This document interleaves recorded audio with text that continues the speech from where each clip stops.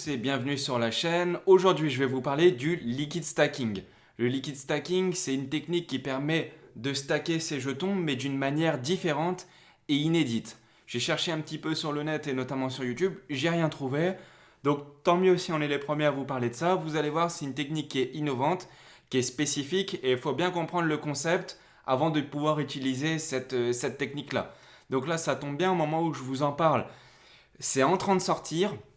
Et du coup, on va pouvoir l'utiliser dans la DeFi. Alors, il faut bien noter que le liquid stacking, c'est une technique de DeFi, mais qui va loin dans la DeFi. Là, les concepts de base de la DeFi, c'est on emprunte, on prête, on met en farming, on fait ce qu'ils appellent en français l'agriculture de rendement. Donc, on farm des LP tokens et tout. Donc ça, logiquement, la DeFi, vous connaissez à peu près tous. Là, on va un peu plus loin. Là, c'est de la DeFi dérivative, ok? Ça veut dire que les jetons qu'on va pouvoir obtenir, c'est des jetons, en fait, ils appellent ça en anglais des réceps. C'est des récépissés, c'est des bons. En fait, c'est un jeton qui donne un droit sur un autre jeton. Donc, si on devait faire une analogie dans la finance traditionnelle, c'est comme si au lieu d'acheter des lingots d'or, eh ben, vous achetez un contrat sur l'or. Donc là, c'est un dérivé. C'est un dérivé, vous avez des options, vous avez des futurs, vous avez plein de trucs. Ça, c'est des dérivés. Dans le domaine de la bourse traditionnelle, le liquid stacking, c'est aussi un dérivé, mais dans la DeFi, 100% décentralisé. Je vais vous expliquer ce que c'est en détail. Et puis après, dans la technique, là, il y aura une autre vidéo avec un tuto. Ça aura lieu sur Akala ou sur Karura. Vous aurez des tutos là-dessus. Mais là, d'abord, moi, je vous explique le concept. Alors, liquid stacking, comme son nom l'indique, il y a liquide et il y a stacking. Voilà, salut, vidéo terminée. alors, en fait, le liquid stacking, c'est une méthode qui permet de stacker. Donc le stacking, je vous réexplique ce que c'est juste après, mais qui permet de stacker des jetons, donc de mettre en validation vos jetons sur un validateur qui permet de valider des blocs sur la blockchain. Donc en fait, on utilise vos jetons pour faire fonctionner la blockchain. Si personne met en stacking, la blockchain ne fonctionne pas. Donc le stacking, il est vital dans une blockchain, en POS, en Proof of Stake. En Proof of Work, c'est autre chose. C'est des ordinateurs, c'est des ASIC qui minent ou avec des cartes graphiques, etc. C'est un autre sujet. Nous, on est dans le POS, Proof of Stake, comme son nom l'indique. Stake, c'est du stacking, des jetons qui sont en stacking. Ça, logiquement, vous savez tout ce que c'est. Quasiment tout le monde pratique le stacking, soit sur des exchanges, soit directement sur la blockchain, et c'est ce qu'on conseille. Et il y a le mot liquide. Donc en fait, quand vous stackez sur la blockchain des jetons, les jetons sont bloqués pendant une durée. Là, sur Polkadot, les jetons ils sont bloqués pendant 28 jours. Sur Kusama, ils sont bloqués 7 ou 8 jours de mémoire. 8 jours, je crois. Donc là, le liquid stacking, ça vous permet de mettre vos jetons natifs, natifs de la blockchain. Donc là, moi, je vous parle de Polkadot ou de Kusama, mais si vous voulez faire la même chose sur Cosmos, vous voulez stacker du Atom, c'est exactement pareil. Donc le stacking, vous pouvez stacker, mais vous pouvez rendre liquide votre stacking. Donc en fait, la durée de blocage, avec cette méthode-là, vous pouvez la skipper, vous pouvez l'esquiver.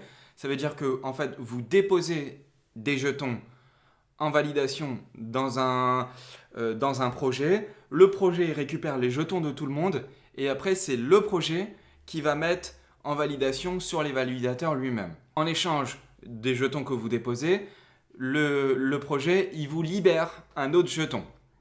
Donc là, sur Polkadot, vous déposez du DOT, il vous donne un LDOT, un liquide DOT, qui a un prix un peu différent. Sur Kusama, vous voulez déposer du KSM, il vous donne un LKSM, un liquide KSM. Mais du coup, quand vous déposez votre DOT ou vos KSM, à partir du moment où vous le déposez, la durée qui fait courir les intérêts commence. Donc ça veut dire que à partir du moment où vous mettez des jetons, par exemple, en ce moment, là au moment où je fais la vidéo, le DOT, il est stacké à peu près à 15% par an. À partir du moment où vous mettez vos DOT dans la plateforme, vous recevez des intérêts chaque jour ou voire même à chaque bloc. Ça dépend de comment est la blockchain, etc. Donc là, vous recevez ça, sauf que vous pouvez quitter à tout moment. Donc là, ça existe déjà sur Kraken ou sur Binance ou sur d'autres exchanges. Ça existe déjà d'une manière centralisée. Donc vous donnez, comme dans une banque, vous donnez votre argent à une banque et eux, ils vous libèrent un taux d'intérêt. lui, il vous dit pas ce qu'il fait, etc.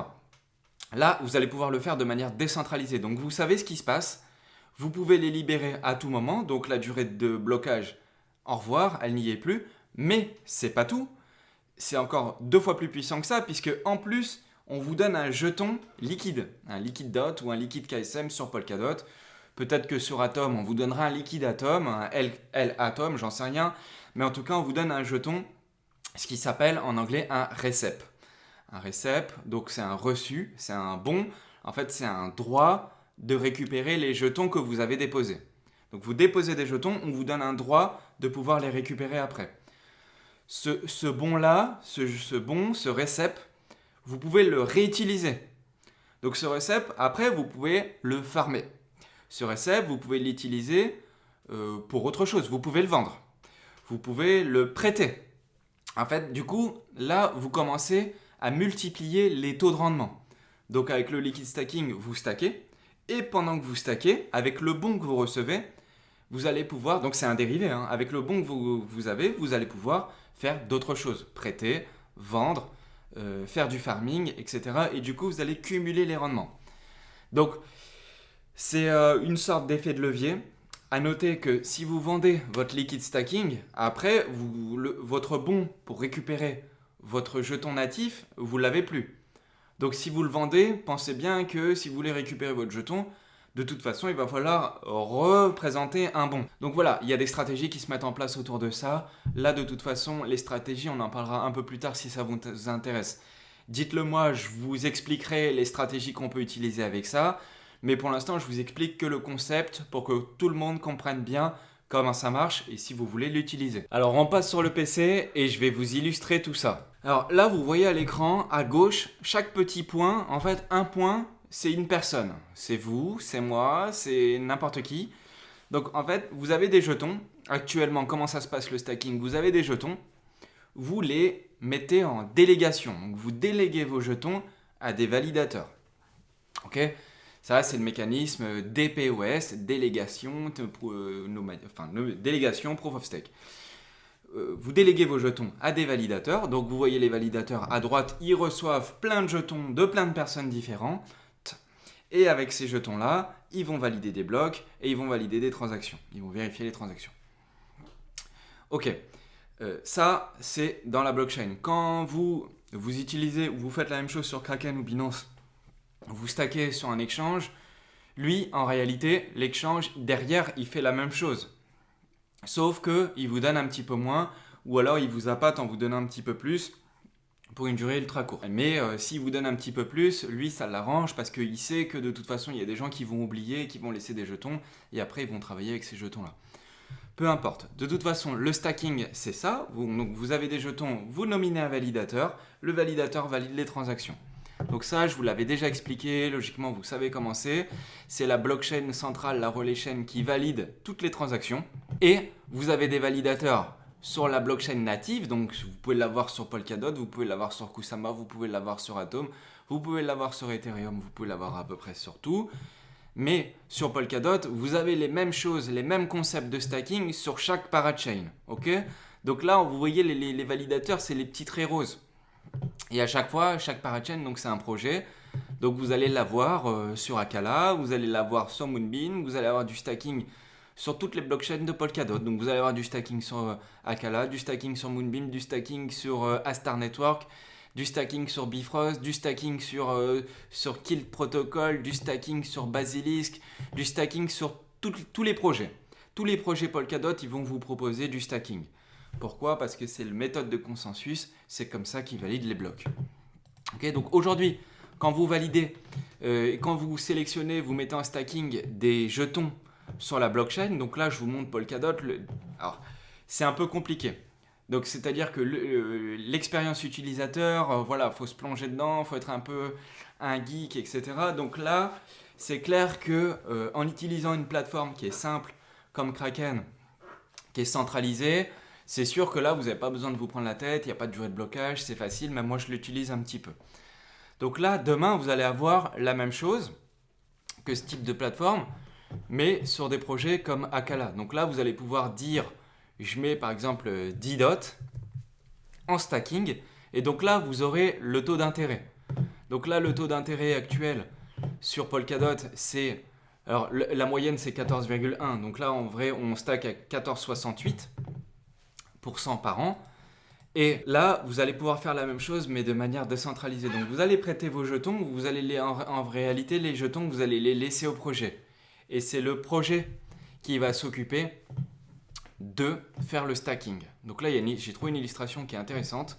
En gros, ça marche comme ça. Vous êtes l'utilisateur, vous êtes ici. Vous prêtez des jetons, donc vous mettez en stacking dans un liquid stacking contract. Donc ça veut dire que vous prêtez vos jetons natifs au projet. Le projet, il vous libère un derivative token. Donc un derivative token, c'est un jeton dérivé. Donc là, c'est un liquid stacking, un LDOT ou un LKSM. Une fois que vous avez ce jeton dérivatif, comme je vous disais avant, vous pouvez faire ce que vous voulez avec. Vous allez pouvoir récupérer votre jeton. Ensuite, là où vous aurez déposé vos jetons natifs, donc quand je dis jeton natif, c'est le jeton de la blockchain, hein, du DOT ou du KSM ou n'importe quoi d'autre sur n'importe quel projet. Là, on pourra le faire sur les jetons natifs de la blockchain DOT, par exemple. Donc là, vous déposez vos DOT, ils vous libèrent un contrat, donc c'est ce que je vous disais, un récep. En fait, un récep, c'est un récépissé, c'est un bon, c'est un droit. Donc on vous libère un jeton qui vous donne un droit de récupérer vos jetons. Donc quand vous allez vouloir récupérer vos jetons, il faudra présenter le derivative token. Il faudra présenter votre récépissé, votre bon, c'est-à-dire votre jeton L correspondant, LDOT, LKSM. Une fois que vous aurez mis ces jetons-là dans le projet, lui, qu'est-ce qu'il va faire? Il va bloquer. Il va les bloquer, c'est-à-dire que lui, il va faire votre boulot en fait. Il va prendre vos jetons, il va choisir des validateurs. Et lui, il va avoir sa durée de blocage. Donc, ça veut dire que le projet, il ne pourra pas farmer 100% des jetons qu'il va recevoir. Ça, c'est normal, parce que s'il farme 100% des jetons qu'il va recevoir, la personne, l'utilisateur qui va se présenter pour récupérer son jeton natif, il ne pourra pas le faire, puisque du coup, il aura stacké la totalité des jetons. Donc, là, il y aura un ratio. Je pense que le ratio, c'est entre 80 et 90% de jetons qui seront stackés, et le reste qui sera free, qui sera dispo dans la plateforme, dans le projet, mais non stacké. Et donc, en fait, lui, le projet, les 80% des jetons qui seront stackés ou les 90% des jetons qui seront stackés, il va recevoir des intérêts, et les intérêts, il va vous les verser. Et vous, chaque jour, vous allez pouvoir les claim, c'est-à-dire les récupérer. Voilà comment fonctionne le liquid stacking. Normalement, c'est assez simple finalement. Normalement, avec ça, vous pouvez comprendre. Et ce qui est intéressant, c'est que là, contrairement à Kraken ou à Binance qui vous propose un stacking sur la blockchain 100% débloquable à tout moment, ok, c'est super. Sauf qu'il y a deux problèmes avec ça. Enfin, il y a même plusieurs problèmes avec ça. C'est que l'exchange, vous savez comment il fonctionne. Les exchanges, ils ont aussi des dérivés. Ils utilisent des futurs. Et vous savez que la manipulation des marchés, elle se passe sur les exchanges. Donc quand il y a trop de gens qui mettent des leviers, les gens ils se font démonter. Ça, je pense que tout le monde a compris les mécanismes de prix qui font que tout le monde se fait démonter avec les leviers. Ok, donc les exchanges, eux, ils savent qui a mis des leviers. Et donc vu qu'ils savent qui a mis des leviers, ils utilisent ça pour manipuler un peu les prix. Alors je dis pas que les exchanges manipulent les prix, je dis que c'est des personnes qui ont accès à ces données-là, donc des grosses baleines, des gros investisseurs, qui eux comprennent les mécanismes et qui eux utilisent ça. Et donc du coup, ils jouent avec ça. Donc déjà, quand vous déposez des jetons sur un exchange, vous êtes soumis à ce genre de manipulation-là. Donc c'est pour ça qu'il y a des mèches très fortes sur des exchanges comme Kraken par exemple. Mais ça encore, c'est pas trop grave. Mais vous êtes soumis à un risque réglementaire. Donc je le dis à chaque fois, vous savez, la réglementation sur les cryptos, elle est en dents de scie. Si Macron, le président, il décide de vous bloquer et de dire les cryptos, j'en veux plus, je bloque les cryptos, tout ce qui est sur les exchanges respectent la loi, ils vous bloqueront vos jetons. Si l'exchange, il se fait pirater, et là, il y a moins d'une semaine, j'ai eu un membre qui m'a envoyé un message. Il est sur Kraken, il m'a dit « Ouais, il y a quelqu'un qui a eu accès à mon adresse mail. Il a vidé tous mes jetons et Kraken n'a rien voulu entendre. » Eh ben, vous pouvez vous faire hacker vos fonds. Si quelqu'un arrive à avoir accès à vos mots de passe de votre boîte mail, c'est fini pour vous. Donc voilà, tout ça, c'est les risques des exchanges. Et l'inconvénient principal, c'est que vous prêtez vos jetons à un exchange. L'exchange, il vous présente des intérêts. Sauf que l'intérêt qu'il vous présente, là on va parler de Kraken, il vous présente 12%. Je vous ai montré juste avant que sur la blockchain Polkadot, en ce moment on stack à 14,68%. Donc déjà il y a 2,68% qui sont pour Kraken. Bon, c'est normal, il faut bien qu'ils vivent, hein, je n'ai rien contre ça, c'est tout à fait normal. Mais sur la blockchain, du coup, vous allez avoir le vrai taux d'intérêt. Ça, c'est le premier point. Deuxième point, comme je vous disais juste avant, le liquid stacking. Notez bien que liquid stacking, dans liquid stacking, il y a liquide. Alors que quand vous stackez sur Binance ou sur Kraken, vous mettez votre jeton, on vous présente des intérêts, vous pouvez récupérer vos jetons à tout moment. Mais si vous récupérez vos jetons, c'est fini. Le stacking, vous récupérez plus d'intérêt. Avec le liquid stacking, vous prêtez vos jetons, ils stackent, mais ça devient liquide. Donc là, on vous donne tout de suite, immédiatement, au moment où vous déposez, on vous donne, regardez à l'écran, je dépose 10 dots, on vous donne 100 liquid dots. Bon là, c'est des fakes, c'est un testnet. Hein. Donc là, les mesures que je présente, elles sont erronées, mais ça ne sera pas ça les chiffres, ça sera d'autres chiffres, mais ça fonctionne comme ça. Et qu'il y aura un taux, et là ils vous donneront immédiatement votre récépissé, et avec votre liquid dot, là vous allez pouvoir utiliser votre liquid dot pour d'autres choses. Par exemple, avec du liquid dot, vous allez pouvoir le mettre en collatéral, récupérer des USD avec, vous allez pouvoir les liquid dot les mettre en farming dans des liquidity providing tokens. Vous allez pouvoir... Enfin là, on est dans la DeFi 2.0 si on peut dire. On va beaucoup plus loin dans la DeFi. Et là, les avantages qu'on avait sur les exchanges comme Binance ou Kraken, maintenant, avec le liquide, avec les tokens liquides, on les a plus. Donc on peut stacker tout en étant liquide. Et ça, c'est une révolution. Donc franchement, c'est un truc à réfléchir. Surtout que... Alors, les exchanges, eux, ils vous protègent. Parce que vous pouvez vous faire slasher. C'est-à-dire que si vous choisissez un validateur qui est malicieux ou qui éteint souvent sa node, là, vous avez un risque de pénalité. Là, donc sur Binance ou sur Kraken, en échange des taux d'intérêt qu'ils vous prennent, ils vous protègent. Là, sur la plateforme du liquid stacking, vous pouvez être soumis à un slashing, mais comme le projet ne va pas sélectionner un validateur, il va sélectionner plein de validateurs différents, par exemple une cinquantaine, et s'il y en a un sur les 50 qui se fait slasher, en fait ça serait une partie tellement infime qu'au final, si dans le liquid stacking on vous rémunère 14% au lieu de 14,68, on vous rémunère 14%, donc on vous enlève 0,68% parce qu'il y a un des 50 validateurs qui s'est fait slasher, et ben au final ça sera toujours plus intéressant, surtout que vous avez en plus votre jeton liquide.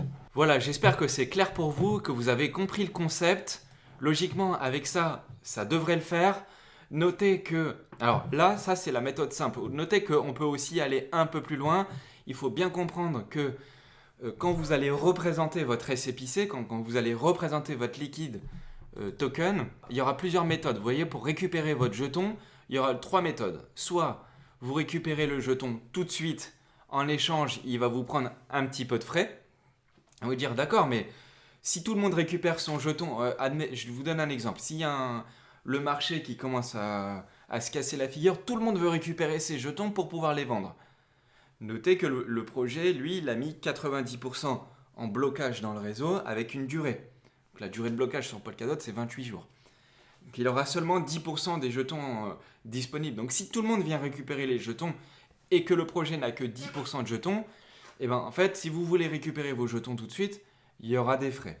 Les frais, bon là c'est bidon, hein, mais il y aura des frais, et les frais ils seront plus ou moins importants en fonction de la vitesse à laquelle vous voulez les recevoir. Si vous voulez les recevoir tout de suite, il y aura des frais supérieurs à si vous voulez les recevoir, par exemple, dans 2 jours, dans 3 jours, et là vous voyez à l'écran que vous pouvez choisir le nombre de jours où vous allez récupérer vos jetons.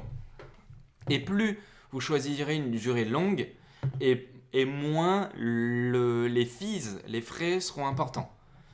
Ou bien vous pouvez attendre la durée de blocage du réseau et du coup là il n'y aura aucun frais.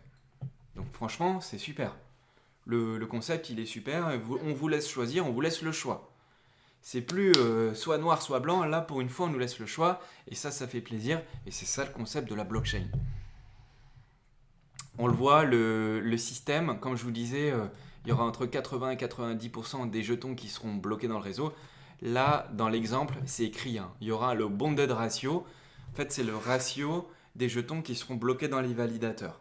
Et en fonction du nombre de gens qui vont vouloir les débloquer, eh ben, le projet, il débloque les jetons et il attend la durée qu'il faut. Okay. Donc ça, c'est bien parce qu'on a une vue sur ce qui se passe. Et en plus de ça, on va pouvoir voter pour les validateurs. Donc si demain, Nono, il crée un nœud dans le réseau, et vous savez que Nono, il est fiable, vous allez pouvoir dire au projet, d'accord, je vous prête mon jeton natif, mais par contre, je veux que vous choisissez le nœud à Nono dans le réseau.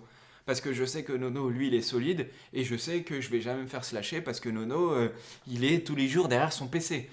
C'est un exemple bidon, voilà, mais ça pourrait être le cas. Ou si vous connaissez quelqu'un qui est solide, ou si vous connaissez une entité qui est plus solide que d'autres qui sont inconnus, dans ce cas-là, vous pouvez voter pour des validateurs. S'il y a du monde qui vote pour le validateur, eh ben, tant mieux, le validateur sera choisi. Et donc la plateforme, elle est communautaire, si on peut dire. Puisque du coup, c'est la communauté qui décide. Le projet, il fait ce que la communauté dit. Et puis après, si vous voulez les débloquer, bah vous pouvez les débloquer. Donc il y a un mode simple, un mode avancé. Moi, je vous conseillerais toujours d'utiliser le mode avancé parce qu'on voit des informations et surtout, on peut choisir la durée et les frais en fonction de ce que vous choisissez. Alors, très important, si j'ai un conseil à vous donner, là, c'est juste Nono qui parle pour vous donner un conseil. Si vous utilisez cette méthode-là, notez que là, c'est un layer 2. Donc, vous avez votre jeton natif, vous utilisez un projet qui va mettre en validation vos jetons, etc. Notez qu'à chaque fois que vous utilisez un layer, il y a un risque. Le risque,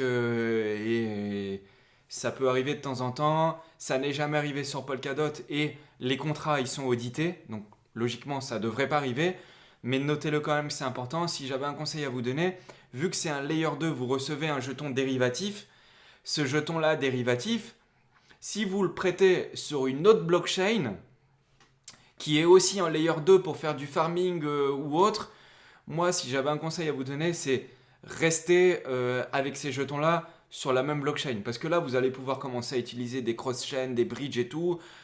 Si vous avez votre liquid dot, vous l'emmenez sur Avalanche, vous avez le risque d'avalanche en plus. Donc franchement, si j'avais un conseil à vous donner, votre liquid dot, essayez de le garder sur la même technologie. Par exemple, si vous faites du liquid dot sur Akala, essayez de rester sur Akala si vous voulez prêter vos jetons ou autre. Si vous le faites sur un autre projet, par exemple Bifrost, vont proposer ces concepts-là. Si vous le faites sur Bifrost, si j'avais un conseil, restez sur Bifrost. Parce que si vous avez un jeton sur Bifrost et que après vous avez un jeton liquide ou un dérivatif token, vous avez un jeton dérivatif, vous voulez sur Bifrost, vous voulez le mettre après sur Akala, puis après sur une blockchain, vous avez le layer du layer du layer du layer du layer. Au bout d'un moment, vous commencez à prendre des risques. Donc, restez sur la plateforme où vous êtes, restez sur les layers où vous êtes. Ça serait ça mon conseil, mais sinon, franchement, c'est du lourd. Hein. Voilà, j'espère que c'est clair pour vous. Notez aussi qu'il y a quelque chose de très important, c'est que pour stacker sur Polkadot ou sur Kusama, mais principalement sur Polkadot, il y a un minimum en stacking à mettre sur la blockchain. Donc là, au moment où je fais la vidéo, c'est 80 dots minimum. Attention, en fonction du moment où vous regarderez ce que je dis, ce montant-là, il aura peut-être changé. Il change régulièrement en fonction des votes de la communauté et des besoins du réseau. Donc ce que je dis là pour les 80 dots mini, ça change. Il y a plusieurs mois, il fallait plus de 250 dots minimum pour pouvoir stacker sur la blockchain. Là, aujourd'hui, c'est 80. Demain, ça pourrait être 0, j'en sais rien. Mais en tout cas, notez qu'il y a un minimum. Et ça, ce minimum-là, il est uniquement valable si vous stackez sur la blockchain. Avec le liquid stacking, c'est fini, il y aura 0 minimum. Donc c'est bien, vous avez 3 dots, et bah vous les stackez en liquid stacking. En plus, on va vous redonner quelque chose que vous allez pouvoir reprêter. Franchement, c'est tout bénef. Enfin, franchement, c'est nickel. Enfin, vous prêtez de l'argent, on vous rend ce qu'on vous prête, Et vous pouvez le reprêter encore à une autre personne. Enfin, franchement, validé. C'est validé, quoi. C'est cool. Ce concept-là, c'est nouveau. Et on peut le faire sur la blockchain Polkadot et Kusama parce que les jetons, ils sont fongibles. Ok, donc c'est comme les NFT. La blockchain Ethereum, elle n'est pas faite pour ça. Alors, ça change, etc. Il n'y a rien à dire, mais la blockchain Polkadot, elle est faite pour ça. Ça, c'est une technologie qui est révolutionnaire, c'est nouveau. Au moment où je fais la vidéo, cherchez, vous allez voir, personne n'en parle, c'est nouveau. Et bientôt, ça deviendra certainement un standard. Je suis persuadé de ça, vous verrez, ce sera le cas, mais en tout cas, c'est super. Parce qu'il y a quelque chose qui est très important aussi à noter, c'est qu'il y a énormément de gens qui stackent sur Kraken ou sur Binance, à tel point que j'avais vu un article où ils avaient 15 ou 20% des jetons qui sont en validation sur les validateurs du réseau. Ça veut dire qu'ils ont un poids énorme sur la blockchain. Demain, s'il y a un défaut sur Kraken et qu'ils ont 15 ou 20% des jetons du réseau, eh ben, franchement, ça peut mettre en danger une blockchain. Donc là, avec un système décentralisé qui va stacker sur plusieurs réseaux différents, où c'est la communauté qui décide, et que en plus, vous prêtez vos jetons, on vous verse des intérêts, on vous redonne le récépissé, vous pouvez faire autre chose avec, franchement, la vie est belle. Donc j'espère que ça vous a plu. Si ça vous a plu, pouce.